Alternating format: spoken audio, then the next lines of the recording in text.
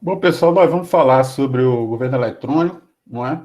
Esse tema é extremamente importante porque é um tema bastante discutido no momento, né? É uma forma, uma maneira que os governos estão encontrando, né? O governo eletrônico, de discutir maneiras de melhorar o processo de prestação de serviço para a sociedade de uma maneira geral, de uma forma geral.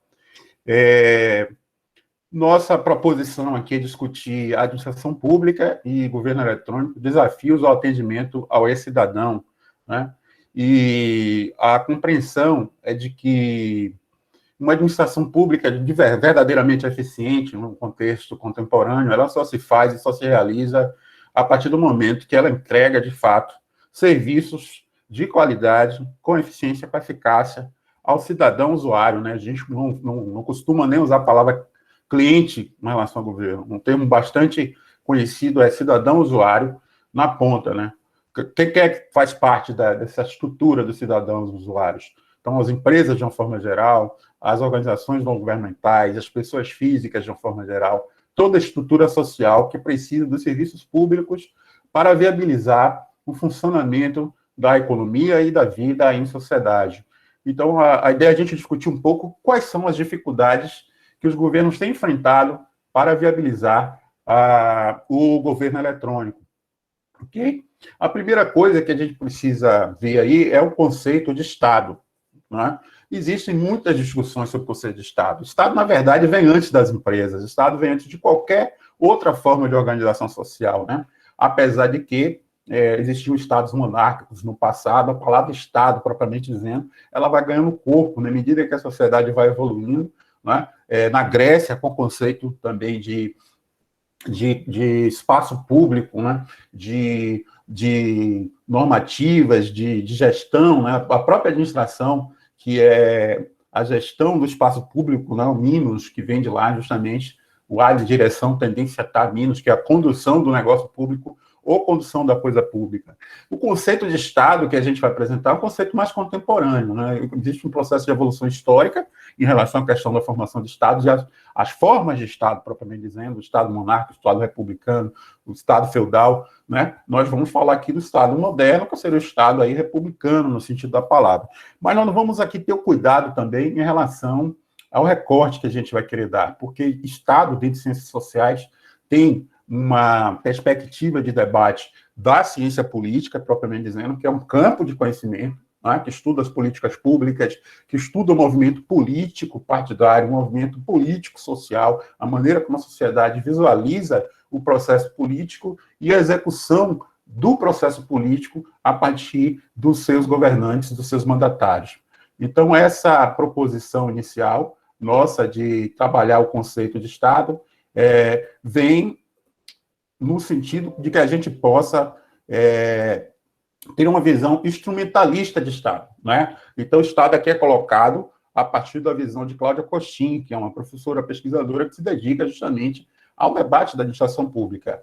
E num dos livros fabulosos dela, esse livro de administração pública, ela diz: opto por uma definição operacional de Estado, que procura fugir dos embates ideológicos, sem desconsiderá-los. A ideia de Estado mínimo, Estado máximo, né? Estado de esquerda, Estado de direita, isso são vertentes de compreensão do Estado.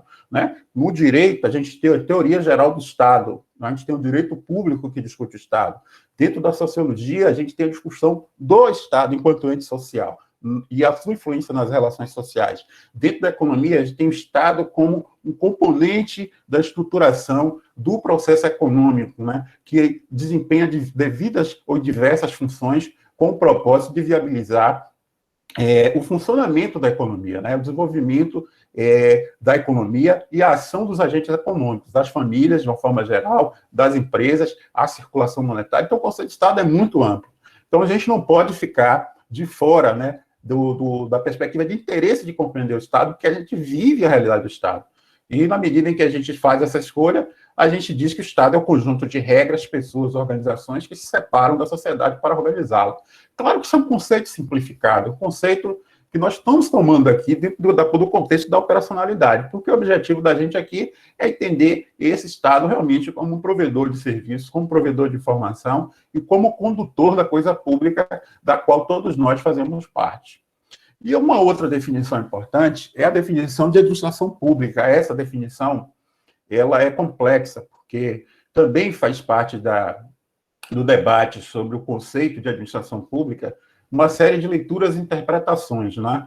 Bom, eu busquei aqui a definição de Reinaldo Dias, também um professor, né, que gosta de estudar, tem formação também na área de sociologia, estuda a temática da teoria das organizações e estuda também a questão da gestão pública, onde ele traz o seguinte conceito: as administrações públicas, né, então ele está falando no plural, significa que ele fala do executivo, legislativo e judiciário, está falando de todos os níveis de governo, né, no município, no estado, na federação e das esferas de governo, né, o legislativo, o executivo e o judiciário, os chamados poderes, né, poder tripartite. Tá?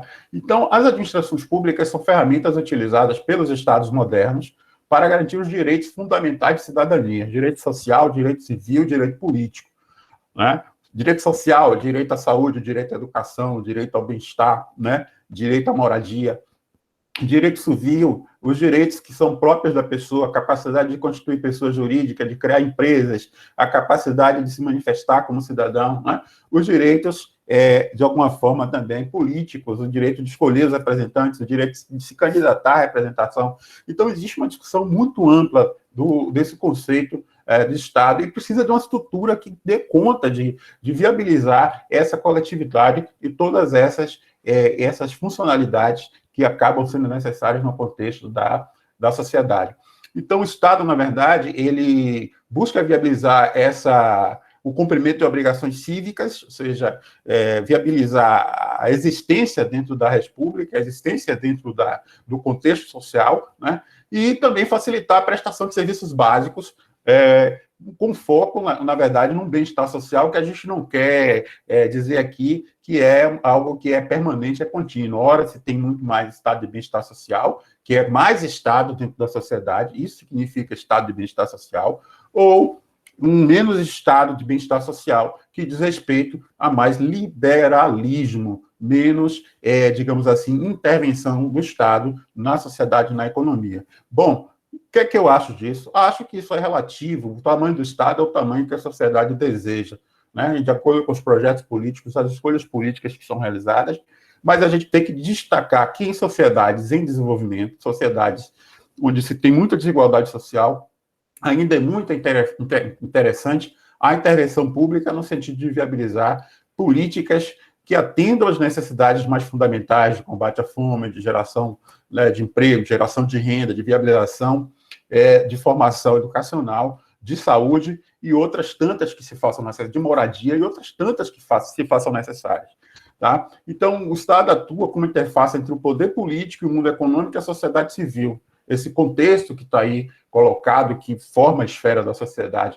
E, na verdade, o Estado afeta essas instituições, né, o chamado ambiente geral de atuação, né, desses entes sociais, afeta e é afetado por essas instituições, né? Reorienta, ele sofre influência das evoluções, da dinâmica, da tecnologia, da economia, do comportamento social, como também influencia esse comportamento social, essa dimensão, digamos assim, de inovação tecnológica, desenvolvimento tecnológico, e também essa questão do ambiente favorável para o desenvolvimento dos negócios. Então, o Estado é isso. O Estado é um ente do qual todos nós fazemos parte, né, e não podemos, de maneira nenhuma, deixar de conhecer, reconhecer e ter direitos, exercer os nossos direitos civis e buscar, né, civis, sociais, nossos direitos políticos e buscar, de fato, os resultados a que nós desejamos como ação social, como ação pública.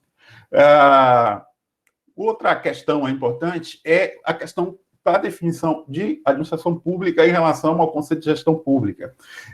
Muitas pessoas utilizam modernamente o termo gestão pública e abrem mão de usar o termo administração pública. Digo que isso tem muito a ver com a retórica, né? No campo da administração, hoje a gente vive uma digamos assim, uma perspectiva de cada vez mais utilizar terminologias em inglês dentro do processo da gestão privada, né? E como se isso significasse novas maneiras, novas formas, e às vezes significa realmente novas formas, novas maneiras de ver a gestão, né? Novas proposições, mas do ponto de vista da essencialidade, os termos gestão e administração são sinônimos. Eu trago aí Paulo Roberto Mota, um autor fantástico, que num livro chamado Gestão Contemporânea, Ciência e Arte de Ser Dirigente, ele dedica uma parte introdutória do livro a discutir a relação entre administração e gestão. Sendo a administração um conceito um pouco mais antigo, mais desgastado, e gestão um conceito mais moderno, mais contemporâneo. E Paulo Roberto Mota observa o seguinte: expressões que se vulgarizam no dia a dia são repostas, né, por um novo vocabulário envolto num clima de nobreza. Isso é muito natural. Eu quero dar uma outra dimensionalidade de resultado, eu acabo criando uma outra terminologia, o que a gente pode dizer que é um efeito retórico sobre a proposição que é colocada. Gestão e administração são sinônimos. A gente, para falar de Estado e falar de administração pública, tem que entender que existe um contexto de evolução da gestão pública, propriamente dizendo, né? Que é o que nos interessa aqui, que acompanha a própria evolução do Estado e que acompanha a própria evolução também da atividade econômica, da realidade social. O fato é que, quando se fala em Estado de bem-estar social, ele aparece bastante nos discursos quando as atividades, de uma forma geral, do processo produtivo da economia, né, estão em processo de crescimento. Então, quando você tem bastante desenvolvimento econômico, né, você acaba tendo uma perspectiva do Estado arrecadar mais, consequentemente, o Estado passa a ter mais possibilidades de desenvolver políticas. Então, todas as vezes que existem crises no mundo, nas chamadas crises ou ciclos econômicos, que sempre vão acontecer, que fazem parte da existência humana. Então, tem a crise lá de 1929, né? Ela foi extremamente influenciadora no sentido da compreensão da concepção de Estado. A partir daquele momento, começa a se discutir um conceito de Estado mais eficiente, de Estado menor, de Estado que gastasse melhor os recursos públicos, entregasse melhores condições de existência e de vida para a sociedade. Então, a gente fala que no passado, que isso é influência do Estado feudal, do feudalismo, a gente tinha chamado de administração patrimonialista. A gente pega aqui essa perspectiva de abordagem no conceito temporal da realidade brasileira até 1930, né? Que a gente tem a proclamação da República lá em 89, e de lá para cá a gente tem uma tentativa de organização da estrutura, né, de gestão do Estado, mas ainda extremamente patrimonialista. O que é ser patrimonialismo? Dentro do conceito da gestão pública, é a apropriação do público pelo privado. É como se os entes privados, as pessoas privadas, as empresas, os sujeitos, né, principalmente as pessoas com maior poder aquisitivo, tomassem o poder para si e para os seus, no sentido de viabilizar os benefícios e as benesses que são próprias e também capazes da realidade da atuação da gestão pública para usufruir desses benefícios e dessas benesses. Isso é que a gente chama de Estado patrimonialista. É quando, movido pelo interesse individual, os sujeitos econômicos, agentes econômicos de uma forma geral, né, fazem uso da estrutura da máquina pública para se beneficiar. Isso é que a gente chama de administração patrimonialista.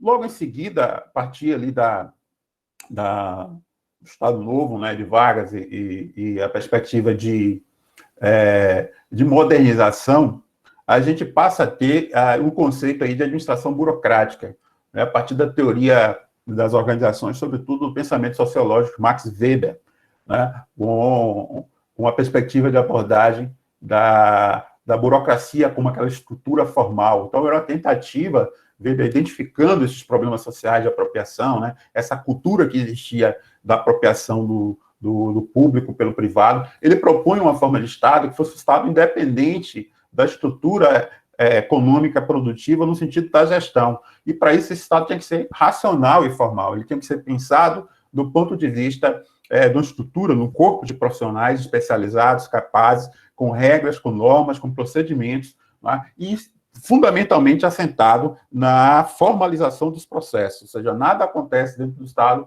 se não estiver, de alguma maneira, determinado, escrito, formalizado, para que toda a sociedade saiba exatamente quais são os propósitos, quais são os objetivos, e para que os agentes públicos não hajam fora daquilo que é previsto e esperado do seu papel.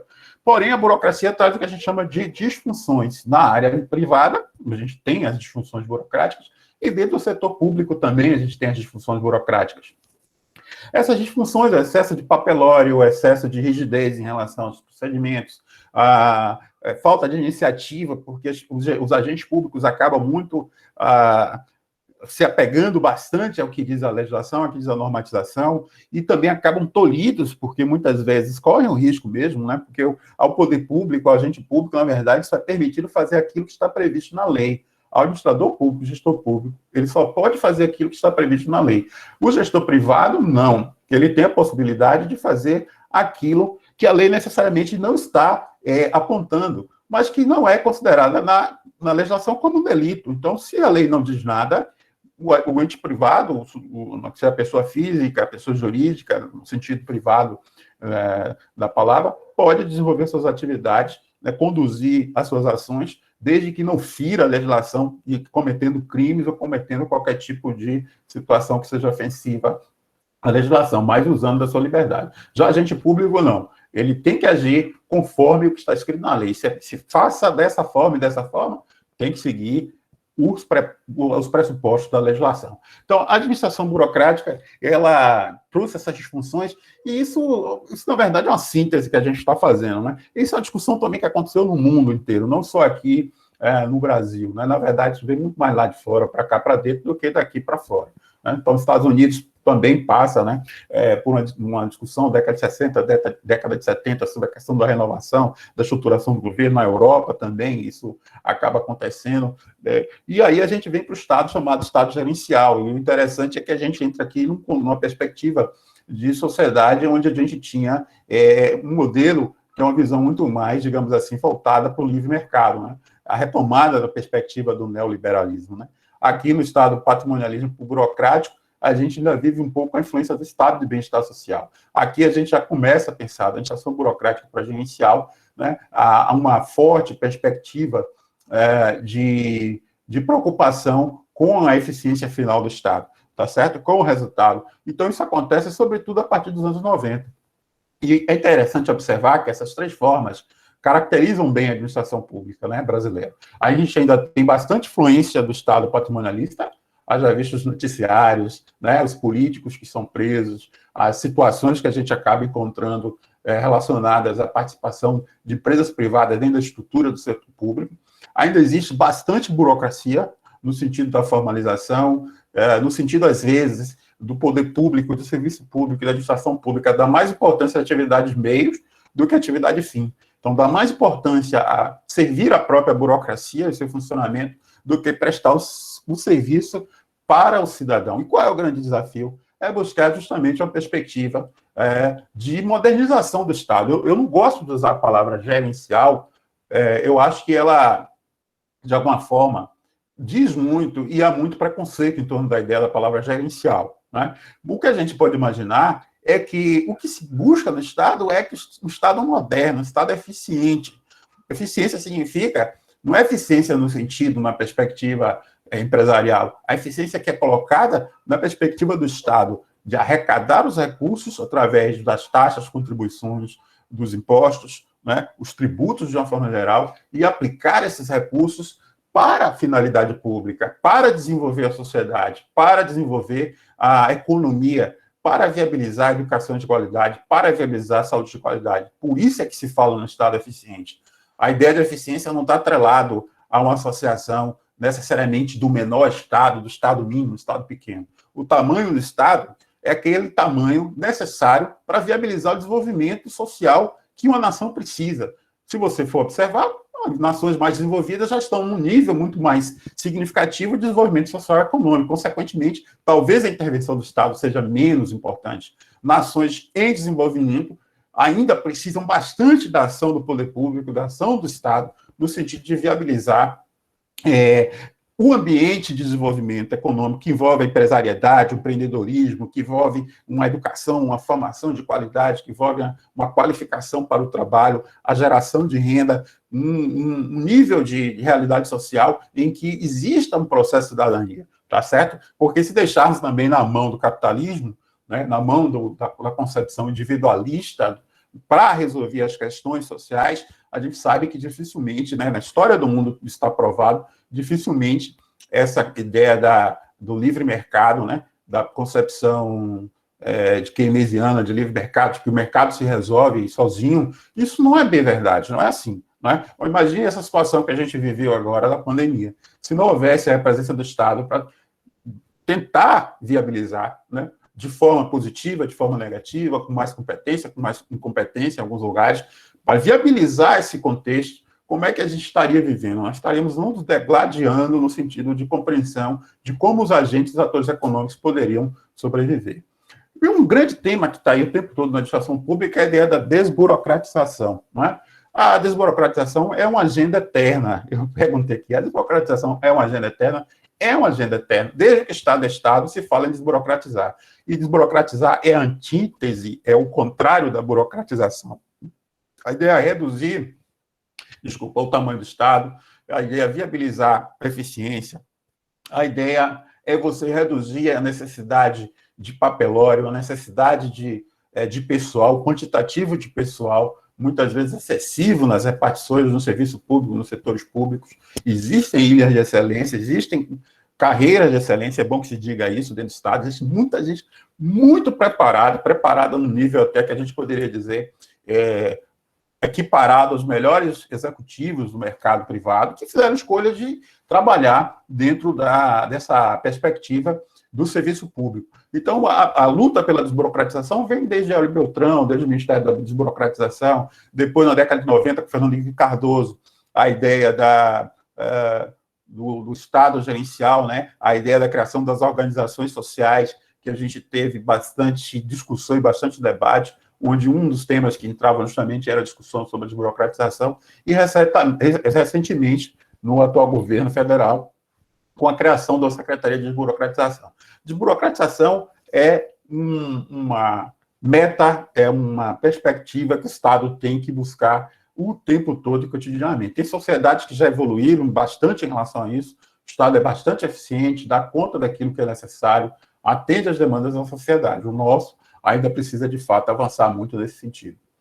E aí, uma das formas de você pensar na desburocratização, na modernização da administração pública, uma administração mais eficiente, que gere mais resultado, mais eficaz, que entregue aquilo que a sociedade precisa, e efetiva, que entregue aquilo que a sociedade precisa, de fato, num conjunto de escolhas públicas, de coisas a serem feitas. Né? Então, não existe dinheiro para todos. Existe o princípio da escassez econômica, né, que é natural dentro até da administração pública, e principalmente dentro da administração pública, recursos escassos, desejos limitados. Então, o Estado faz escolhas públicas, aonde aplicar recursos, em que investir, de que maneira investir, de que forma investir. Então, o governo eletrônico, essa definição, a definição que eu elaborei, eu queria também dizer que eu comecei a trabalhar com o governo eletrônico na década de 2000, quando eu tive a oportunidade de ir para a Secretaria de Administração do Estado da Bahia, trabalhar na coordenação de gestão de tecnologia da informação.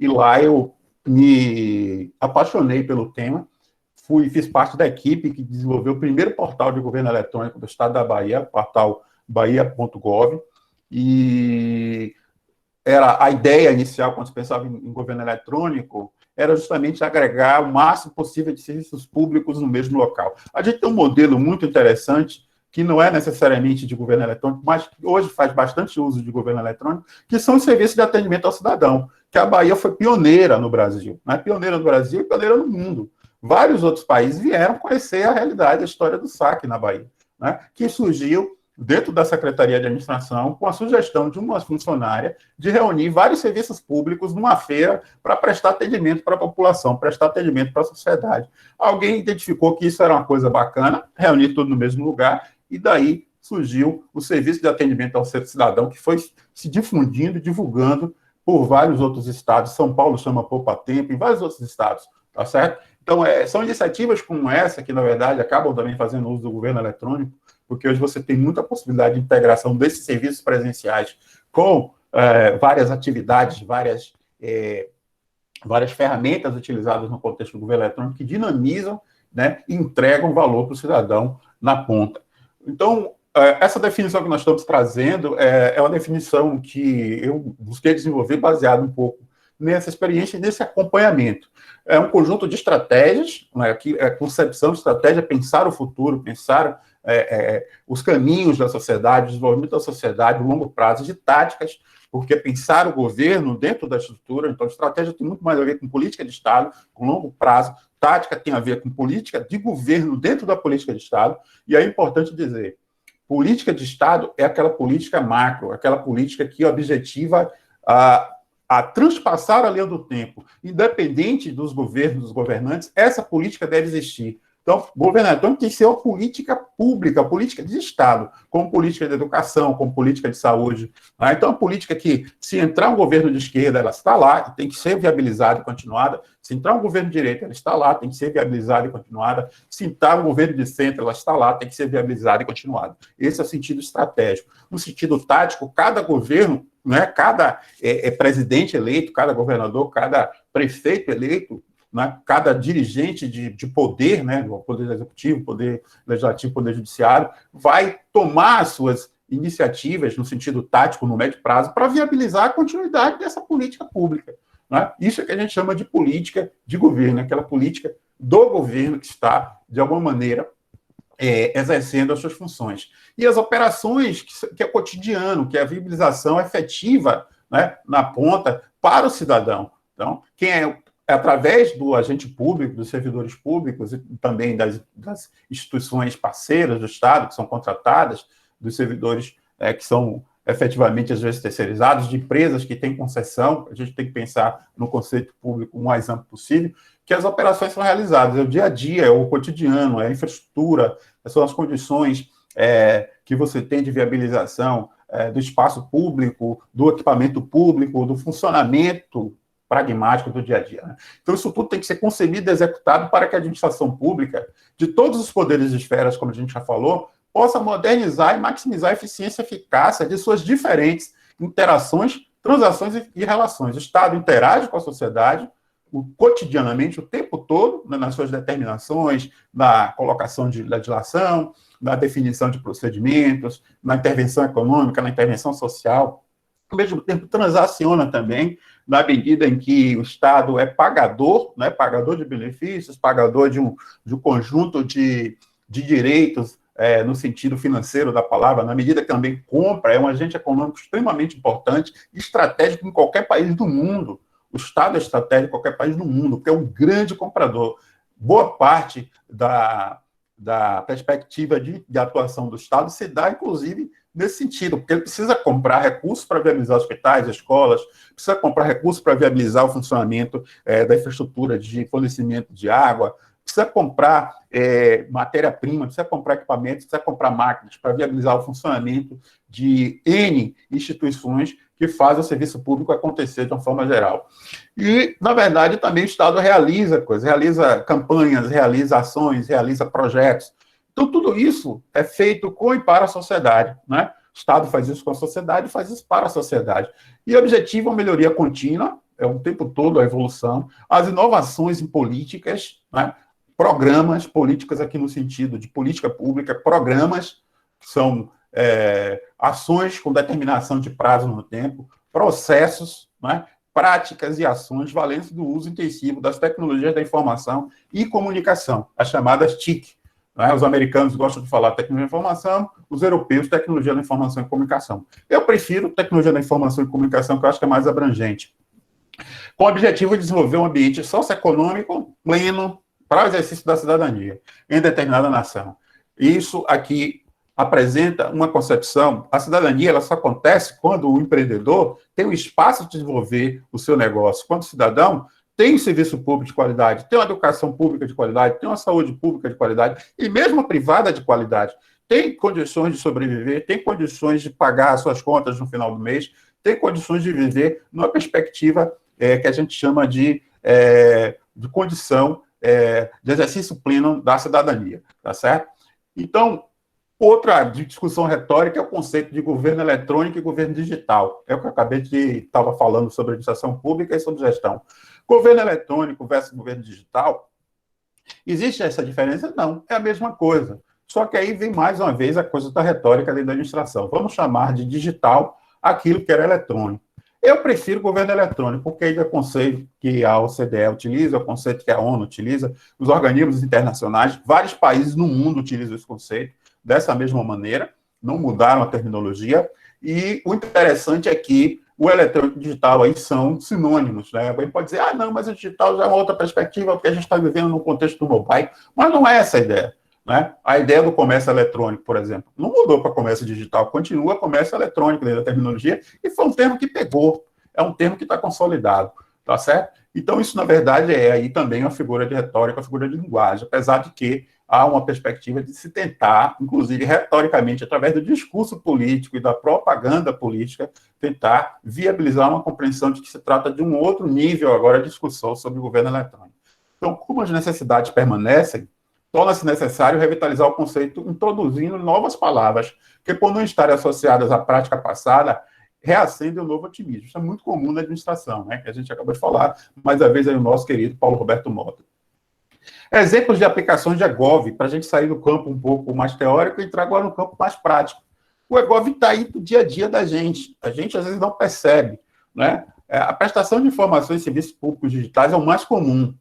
Então, a carteira de motorista digital, carteira de trabalho digital, CPF digital, né? O atendimento tributário na Receita Federal digital, tudo aí.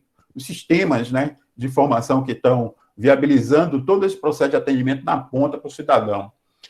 A transparência, o portal da transparência, os sites, né, de governo eletrônico, os portais de governo eletrônico de cada nível da federação e cada esfera de poder. Melhoria dos processos operacionais, ou seja, envolvimento de sistema, aperfeiçoamento de sistema de base de dados. O governo talvez seja o ente, talvez não, é o ente que lida com uma quantidade significativa de informações e dados dos cidadãos. E também das organizações, né, das empresas, né, do segmento privado, né, das entidades não governamentais. Então, é importante que o governo tenha essa capacidade de interoperabilidade, que é esse nível de processamento da informação internamente, dentro do próprio governo e entre os níveis de governo. Né? A prefeitura tem que conversar com o Estado tem que conversar com o governo federal, e isso é importante. Uma outra visão é a publicidade e transparência nas ações do governo, que o governo eletrônico traz. Então, cada ação pública, né, em São Paulo, eu me lembro que há pouco tempo atrás, foi desenvolvida uma solução em que o cidadão passava na frente de uma obra, lia com um aplicativo QR Code, ele sabia quanto era o valor da obra, qual o nível de execução da obra, quanto tinha sido a gasto, qual a empresa que tinha sido contratada. Isso é uma ação prática de transparência. Transparência dá conhecimento à sociedade daquilo que efetivamente vem sendo feito pelo governo, porque os recursos são nossos, são públicos, pertencem à sociedade. Né? Então, o governo tem como princípio, inclusive um princípio constitucional, a obrigatoriedade de publicizar, tornar público, tornar transparente, tornar possível e acessível para o cidadão tudo aquilo que ele vem desenvolvendo com os recursos. A prestação de contas públicas diz respeito à execução sanitária, à execução financeira. O Estado arrecada como um ente que precisa de recursos, de dinheiro especificamente, para fazer todo o esforço de realização da despesa. Então, o cidadão tem que conhecer também como é que funciona essa estrutura de realização do processo de execução do orçamento, de que maneira o dinheiro está sendo gasto naquilo que foi projetado do ponto de vista sanitário, do ponto de vista do planejamento das políticas públicas. Outra aplicação muito prática, muito conhecida, é a aquisição de bens e serviços. Isso aí está muito consolidado, inclusive, o chamado pregão eletrônico, né, um exemplo, as compras públicas eletrônicas, o e-procurement, que é um modelo de negócio que o Estado, através do uso da tecnologia da informação, compra bens, né, e adquire serviços, utilizando a possibilidade de interagir com diversas empresas, diversas organizações que possam prestar serviço, independente da questão da dimensão de localização espacial. Há também a disseminação do uso da tecnologia da informação e comunicação no ambiente social. Então, o Estado ele tem que criar um ambiente de atratividade para que as universidades, os centros de pesquisa, né, que são vinculados às instituições universitárias, no caso do Brasil, outras instituições de pesquisa, necessariamente não vinculadas ao poder público, mas advindas da área privada, têm que ser estimuladas a desenvolver esse ambiente chamado de ambiente informacional, né, que o próprio Manuel Castells num livro maravilhoso chamado A Sociedade em Rede, já trazia como conceito e como perspectiva de desenvolvimento do ponto de vista da realidade social.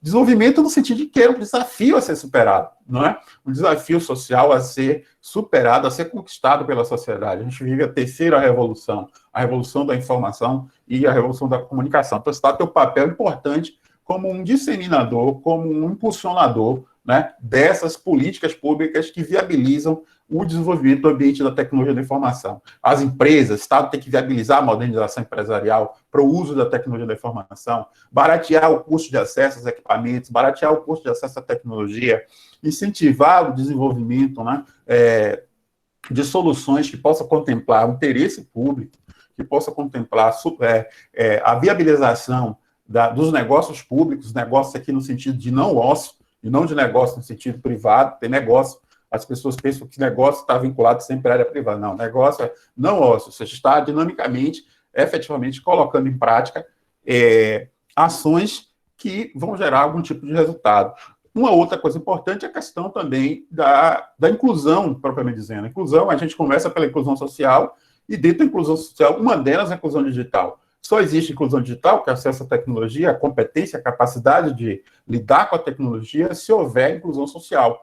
Isso gera oportunidades de novos negócios, oportunidades de desenvolvimento da sociedade, oportunidades de maior produção do conhecimento, propriamente dizendo, de maior disponibilização do conhecimento e de melhor posicionamento, inclusive internacional de uma nação, na medida em que ele tem cidadãos que são preparados. Então, isso também é parte da política do governo eletrônico, a perspectiva de viabilizar a inclusão das pessoas na estrutura social. Inclusão econômica, inclusão social, inclusão tecnológica, são coisas que andam juntos, não podem andar separados. A modernização, desburocratização do ambiente de negócios, hoje no Chile, Argentina e Uruguai, abre-se um negócio em um dia, não é? Um dia. Na Estônia, abre-se um negócio em um dia. No Brasil, a média, se não me engano, não sei se são 71 dias, em média, né? 71, se não me engano, é 79.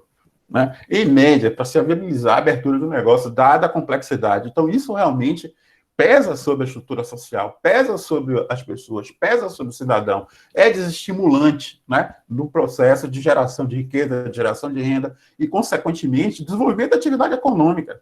Não se pode dificultar a perspectiva de inserção, de atuação econômica dos sujeitos, né, sociais, sobretudo no contexto do capitalismo moderno em que vivemos.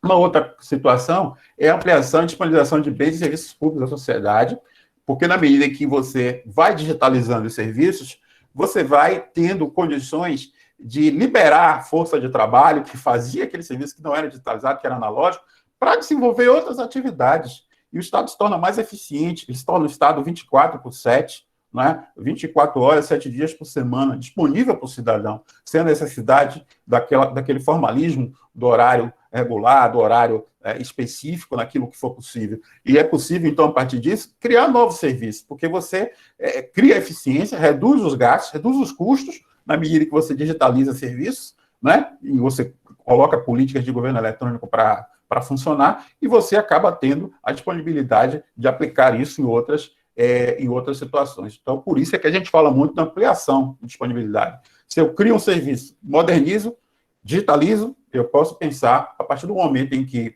recursos vão sobrar, porque eu vou deixar de gastar, da maneira convencional de fazer, e ampliar a quantidade de serviços para a sociedade. Simplificação do acesso, também, que é importante, acabar com aquela ideia do papelório, né, das 3 vias, das 4 vias, das certidões anuais de cartorárias, que são mensais, com validade mensal, que é um absurdo isso, não é? Simplificar a maneira do cidadão encontrar o serviço, né? Encontrar o serviço da estrutura de prestação do governo, simplificar a maneira do cidadão ser identificado pelo governo, simplificar a maneira do cidadão se relacionar com o governo. Então, isso é importante, porque uma das metas, inclusive, de uma gestão eficiente é a simplificação, tá certo? A redução da complexidade. Reduzir gastos, a gente já falou aqui, acho que está tudo inerente aí, e otimizar a aplicação de recursos humanos, financeiros e tecnológicos no que importa a sociedade, fazer aquilo que a sociedade quer, tirar, né, a competência, a capacidade do Estado, para que o Estado, de fato, se dedique àquilo que interessa à sociedade em termos de desenvolvimento. Então, isso é bastante interessante na lógica do governo eletrônico. Aí tem a evolução do governo eletrônico no Brasil em particular, né? A gente vê que uma política de Estado que vem de algum tempo, embora essa política de Estado, às vezes, dentro da perspectiva não política de governo, teve ou não algum nível de importância. Então, não é uma coisa recente, não é uma coisa de agora, é uma coisa que vem sendo construída e existem mecanismos internacionais que acompanham de perto todo esse processo evolutivo e existe uma preocupação, inclusive internacional, né, de que todos os países possam, de alguma maneira, ou aqueles países que sejam capazes de viabilizar uma estrutura de governo eletrônico. Seguindo aqui, a gente fala da atual política de desburocratização e governo digital. Eu não vou me apegar aqui aos detalhes, mas existem 2 decretos fundamentais, um que foi promulgado por Temer, outro promulgado já agora no governo recente, é o 9.319, de 21 de março de 2018, e o 10.332, de 28 de abril de 2020.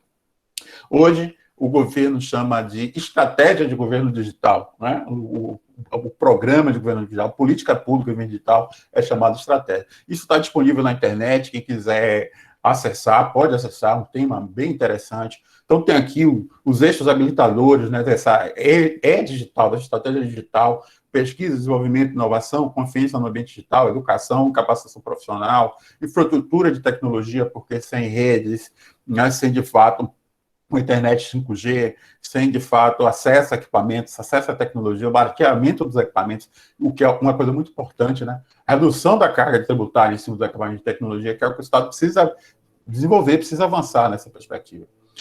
Outra coisa também, uma visão internacional, né? Na verdade, na medida em que um país se torna pujante do ponto de vista do governo digital, governo eletrônico, é claro que ele se torna uma liderança, né? A questão da transformação digital, que é transformar realmente a economia que nós vivemos, a economia do conhecimento, a economia da informação. Isso está provado, né, pela própria mudança na estrutura geopolítica, né? A gente vê a maneira como a gente tem percebido o desenvolvimento da economia americana, sobretudo em cima de software, sobretudo em cima do conhecimento, sobretudo em cima da ideia, sobretudo em cima da capacidade humana de criação, da criatividade, né, da inovação. Então, é preciso pensar na economia digital, uma economia moderna, uma economia eficiente que esteja despontando, né, no processo do contexto mundial, né? E isso é um dos objetivos. A cidadania nesse processo também, né, porque tem que pensar na estrutura pública, na estrutura da economia, mas é preciso pensar também no cidadão desse contexto, né, acessando o governo, utilizando os serviços do governo e buscando os seus interesses. Do ponto de vista dos objetivos dessa política de governo, estão aqui colocados, são a oferta de serviços públicos digitais, avaliação de satisfação de serviços digitais, canais de serviços digitais, acesso digital único a serviços públicos, plataformas e ferramentas compartilhadas, serviços públicos integrados, serviços públicos do futuro e tecnologias emergentes. O Estado tem que olhar para frente e ver o que é que a sociedade quer daqui a alguns dias. Serviços preditivos, acompanhar a realidade cotidiana e personalizar o serviço ao cidadão de acordo com as necessidades, né? A questão da inclusão, inclusive, do ponto de vista social, passa por aí. Por exemplo, a situação agora da pandemia, isso aqui era uma coisa interessante. O Estado tinha dificuldade porque não tinha base de dados. Muitos brasileiros estavam fora do sistema, né? Não existiam possibilidade de identificação dessas pessoas. E aí segue os objetivos. Implementação da Lei Geral de Proteção de Dados no ambiente do governo, que é a segurança da informação, que é extremamente importante, porque a vida das pessoas que estão lá. Garantia da segurança das plataformas digitais, de missão crítica, a identidade digital do cidadão, isso aqui é fundamental, é a primeira prateleira no governo digital, identificar cada pessoa com um número, né, ou com um código, e a partir disso, parece uma coisa simples, mas foi assim que a Índia fez sua revolução em governo eletrônico, e está despontando no mundo como um benchmark, um caso a ser considerado. A Estônia também, nesse mesmo sentido, a Austrália, nesse sentido, o Reino Unido, nesse mesmo sentido, vários países que estão na ponta, a Coreia do Sul. Você precisa diminuir essa burocracia de tantos documentos e tantas identificações, né, desnecessárias. Para cada tipo de serviço, para cada tipo de interação com o Estado, um número, uma identificação, uma forma de você ser reconhecido. Isso cria uma profusão, né, uma quantidade significativa de informações desnecessárias que não se conversam, base de dados que não se conversam e, consequentemente, por isso é que há uma dificuldade de viabilização de uma integração e de uma entrega mais simplificada e mais objetiva, mais eficiente de serviço para o cidadão. Então, o cidadão, para acessar a saúde, para acessar a educação, para acessar os seus direitos do ponto de vista da sua atividade econômica, do ponto de vista da sua atividade produtiva, do ponto de vista da sua renda, a base é criar uma identificação digital. Isso aqui modifica tudo, porque fica fácil do governo saber quem são as pessoas, onde elas estão, onde elas moram, qual a renda, qual a capacidade de pagamento, que tipo de serviço público foi utilizado. Isso a gente ainda não tem, isso precisa ser desenvolvido. A formulação dos canais de transparência e dados abertos, participação do cidadão na elaboração de políticas, né, que é a questão do controle social, o governo como plataforma para novos negócios. Então, essa é a preocupação também, porque o mercado internacional está observando como o governo está se posicionando, está se desenvolvendo, e efetivamente, na medida em que existe um Estado burocrático, um Estado excessivamente burocrático, um Estado excessivamente atrasado do ponto de vista do ambiente de inovação, muitos negócios não têm interesse de vir para esse Estado, né, para viabilizar o desenvolvimento das suas atividades. Otimização das infraestruturas de tecnologia da informação, que a gente já falou, né, digital como fonte de recursos para políticas públicas essenciais, usar sempre os meios, os recursos digitais e equipes de governo competentes. Eu sinto que tenha ficado, por último, a dimensão humana. Sinto, né, porque eu acho que deveria ser a primeira, porque sem gente preparada no serviço público, qualificada, e sem cobrança e sem gestão pública, no sentido do resultado, nada do que foi colocado em relação aos outros objetivos tem a possibilidade de acontecer. Então, a gestão de pessoas e desenvolvimento de competências digitais, a mudança do paradigma, da cultura do serviço público, da cultura do servidor público, da cultura do Estado, é fundamental para se alcançar uma sociedade mais justa, menos desigual, né, em que os recursos sejam utilizados da maneira mais adequada, de acordo com a necessidade da sociedade. A gente tem alguns exemplos de aplicação prática aqui do governo eletrônico, né? Exemplos, inclusive, contemporâneos, do CPF digital, tá certo? A gente está disponibilizado, a carteira de trabalho digital é um outro exemplo também bastante interessante. Há ainda muita crítica, porque muitos desses documentos, em algumas situações, só funcionam com a apresentação da via física, né? Então, isso é uma questão que precisa ser discutida, ou é digital ou não é digital. A questão da carteira de identidade digital, né, que recentemente, acho que um mês, 2 meses, São Paulo começou esse processo. O Uruguai, gente, já tem 100% da identificação digital da sua população. Ah, professor, o Uruguai é um país pequeno. Sim, é um país pequeno. Mas a Índia, que tem 1 bilhão e 500 milhões de habitantes, já tem também processo de identificação, com identidade única. Tá? O título digital também, que é outro, né? Uma coisa interessante, curiosa que eu queria dizer, é que o Estado brasileiro, sobretudo, é muito competente a arrecadar tributos, taxas e impostos, taxas e contribuições. Então, você chega a uma prefeitura de uma cidade média ou de uma capital, ou mesmo no governo federal, a área de financeira, a fazendária, é a área mais desenvolvida. Os caras têm ferramenta de última geração, têm tecnologia de última geração. Por que não utiliza essa competência, essa capacidade voraz para arrecadar, para entregar para o cidadão que está na ponta, né? Existe uma visão errada no Brasil, que precisa ser enfrentada e discutida, que vem desde a época do Império, né? Desde a época lá do fiscal de rendas lá do Império, de fortalecer a posição dessa estrutura burocrática de arrecadação tributária como se ela fosse a mais importante do Estado. Ela é importante, mas ela não é a mais importante. A estrutura que está dando conta da saúde na ponta, o médico, o professor que está dando conta na sala de aula, né, o cidadão, o servidor público que está atendendo dentro de uma determinada estrutura de viabilização de documentação, de realização de serviço público, tem que ter um nível de valorização, porque é na ponta que o serviço público acontece, né? Então, o Estado precisa começar a desfocar dessa visão distorcida, né, de enfatizar, sobretudo, a arrecadação tributária, a eficiência tributária. Então, hoje você tem plataforma, o ECAC mesmo, que é o Centro Virtual de Atendimento da Receita Federal do Brasil, é fantástico, tem informação de tudo quanto é tipo. disponível, né? Ou seja, para entregar dinheiro para o Estado, uma coisa bastante eficiente. Agora, na hora do Estado entregar serviço para o cidadão, há uma dificuldade muito grande. A gente tem também o SEI, que é um Sistema Eletrônico de Informações, e isso é uma discussão que eu queria trazer, porque se fala muito de trazer empresas que tenham capacidade, potencial de desenvolver de sistema dentro do Estado. Olha, o Estado, há muito tempo que as empresas tentam viabilizar o sistema para o Estado, e eu não sei qual é a grande questão que a gente tem de dificuldade. Se o Estado contrata mal, ou se as empresas que não compreendem como o Estado funciona. Porque eu sei, é um exemplo de iniciativa de dentro do Estado, né, do TRF4, Tribunal Regional Federal, lá da 4ª Região, lá do famoso Tribunal TRF4 lá do Paraná, e que o pessoal desenvolveu essa tecnologia, que é o Sistema Eletrônico de Informações, e disponibilizou isso, na verdade, para outros órgãos. Hoje, praticamente, isso tem sido utilizado no governo federal, o governo da Bahia aderiu, o governo do Mato Grosso aderiu, vários governos. Né? Então, é um sistema fantástico do ponto de vista do processamento. Né? Hoje, as documentações são processadas eletronicamente. Pega como exemplo a nossa universidade, aqui é o UFES. Né? No passado, a gente tinha que mandar um processo físico para Salvador. Então, tinha que ter um documento, um papel, um motorista, um carro, gasolina e combustível. Olha a quantidade de despesa que se tinha para esse processo sair daqui fisicamente e chegar em Salvador. Hoje está tudo virtualizado, está tudo disponível. Mas o SEI é uma solução? Resolve? Não, não resolve o problema todo. Já tem bastante coisa para ser pensada, ser adequada, ser desburocratizada. Hoje o SEI funciona como uma plataforma de sistema, né, de governo e também, tanto com relação a no nível da web, quanto no nível de mobile, de aplicação mobile, né? Então, é um sistema, uma solução interessante que eu quis trazer para mostrar.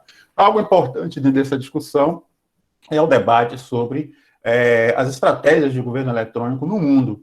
Quem é que puxa esse debate? As Nações Unidas. A cada 2 anos, ela faz uma pesquisa, né, onde ela avalia os governos no mundo inteiro para saber como é que está o nível de desenvolvimento. Porque existe dentro da política dos Objetivos de Desenvolvimento Social, realizado em 2015, com a meta de 2030, a política de governo eletrônico é uma política transversal que contribui para uma série de proposições que estão colocadas aqui, como a erradicação da pobreza, a erradicação da fome, a questão da educação de qualidade, a questão da inovação em infraestrutura, redução da desigualdade, tudo passa pelo desenvolvimento do governo eletrônico. O consumo responsável, tá? Então, isso é acompanhado, isso é medido e isso é divulgado internacionalmente. A ONU criou o IDGE, que é o Índice de Desenvolvimento de Governo Eletrônico, que é um índice que avalia o nível de governo eletrônico no mundo, né, em cada nação, e faz uma análise comparativa. Como é que é composto o índice? São 3 partes. Uma parte do índice tem a ver com infraestrutura de tecnologia, ou seja, estrutura de rede, qualidade da internet, de disseminação, capilaridade, toda a estrutura necessária para fazer circular a informação. 1/3 tem a ver com qualificação humana, com a educação, nível da ciência, com o nível da cultura no país, e o outro terço tem a ver com a quantidade de serviços que são disponibilizados nos portais de governo eletrônico, nas plataformas de governo. Então, são 33, 33, 33. A partir disso, eles fazem uma composição. Essa última pesquisa aqui é um departamento interno da ONU, que é o Departamento de Economia e Ciências Sociais, que faz uma aplicação de questionários e faz o levantamento dessas informações, né, através do nível especializado dos técnicos e faz uma análise comparativa, tá certo? A gente tem aqui o ranking do governo eletrônico no mundo, né? Como sempre, os países que despontam, países como Dinamarca, a República da Coreia, a Coreia do Sul, aqui, a Estônia, um país pequeno, a Finlândia, a Austrália, a Suécia está aqui, né? O Reino Unido, Nova Zelândia, Estados Unidos da América, né? E todos, a Holanda, Singapura, todos os países, Japão aqui no final, todos os países despontam como países que realmente estão no topo do desenvolvimento de governo eletrônico, né? No nível de interação do governo com o Estado. Olha o nível DDG deles aqui, 2018, 0,91, que é um índice, né? Que vai até 1. Em 2020, você vê que muitos estão melhorando, na verdade, até ranqueando, crescendo do ponto de vista do desenvolvimento, que é uma política contínua de você digitalizar e criar ambiente de infraestrutura para a tecnologia da informação. Esse índice é interessante porque ele também mostra a movimentação, né? Então, você tem desde o nível mais básico aqui, na verdade, o mais básico seria nenhum nível de governo eletrônico, a gente vai falar dele mais à frente. Aqui você tem um nível baixo do governo eletrônico, nível médio, um nível alto e muito alto. E há uma movimentação entre os países, né? Uma movimentação. uma hora um país pode estar, a cada 2 anos, né? Isso depende muito da visão política dos governantes que estão à frente. Pode estar despontando aí como subindo de nível do ponto de vista da sua gradação em termos de governo eletrônico, ou descendo na medida em que as políticas que foram prometidas não são implementadas, tá certo? São 193 países membros que fazem parte da OCDE, essa pesquisa é realizada nesses 193 países.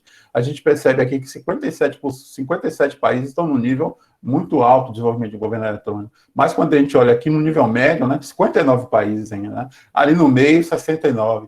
Quando a gente olha um mapa do governo eletrônico do mundo, é bem interessante, né, porque é um mapa que retrata a própria dimensionalidade do desenvolvimento econômico. E se a gente for cruzar aqui, vai ser o consumo de energia, esse mapa vai corresponder ao consumo econômico, consumo de bens, consumo de riqueza. É muito interessante isso aqui. A gente vê aqui, ó, na América do Sul, Brasil ocupa a quarta posição dentre os países com maior nível de governo eletrônico. O Brasil não está atrasado assim, a ponto de ser considerado um país que não tem algum nível de governo eletrônico. Tem uma história de política de Estado que vem sendo feita, né? Então ele está entre os países de alto nível de governo eletrônico, só que ocupa uma das últimas posições. Salvo engano, nesse nível mais alto de governo eletrônico, são 57 países, o Brasil ocupa a posição de número 54. A gente tem países que estão muito à frente da gente, o Uruguai com 26, a Argentina com 32, o Chile com 34. Né? E aqui a gente tem Canadá, Estados Unidos lá na ponta, despontando, né? Todo o continente europeu, parte do continente europeu aqui, né? A Rússia, de uma forma geral, também a Ásia, que tem muito nível de desenvolvimento, a Oceania, e, infelizmente, o mesmo de sempre, né? América Central, África do Sul, continente africano, aqui as dificuldades, né? Alguns países do Oriente Médio também, então, a situação ainda de muita dificuldade nessa realidade. Então, isso diz muito sobre a estrutura de distribuição da evolução tecnológica no mundo, né? Eu fico por aqui com essa apresentação e utilizarei aqui uma expressão do nosso grande pensador, né, Nicolas Negroponte, que é um professor do MIT, que na década de 90, lá em 1995, mais ou menos, no contexto do Laboratório de Tecnologia do MIT, lá no MIT-Lab, ele desenvolvia já algumas predições, não seriam predições as palavras, né? Extrapolações de visão que contemplaria a realidade no mundo. E ele, por exemplo, foi um dos caras que começou a discutir a internet das coisas que a gente está vivendo hoje. Isso em 95, né? A internet das coisas começou a ser pensada lá, 25 anos atrás. A questão da discussão das telas de alta resolução também, tudo isso, boa parte desse conhecimento saiu lá dos laboratórios. Claro que saiu de vários laboratórios do mundo, mas a MIT teve uma importância, e Nicolas Negroponte também teve uma importância significativa com a publicação de um livro, A Vida Digital, que até hoje é atual. Se a gente pegar para ler, até hoje é atual. Li esse livro em 2001, mais ou menos, e foi bastante... significou muito para mim em termos de concepção, de compreensão das mudanças que vai acontecendo no mundo. Então, ele recentemente deu entrevista ao jornal O País, 21 de fevereiro de 2019. Hoje ele, além de ser professor, é investidor, tem também negócio de tecnologia. E ele diz uma coisa que eu achei interessante trazer aqui como mensagem final. Sempre estimulei as pessoas a não serem realistas. Se alguém disser que é algo impossível, isso só tem que significar que é preciso tentar com mais afinco. Tá? Então, agradeço a atenção de vocês, fica registrado, e agora a gente abre aí para algumas perguntas. Ok? Um minutinho aqui.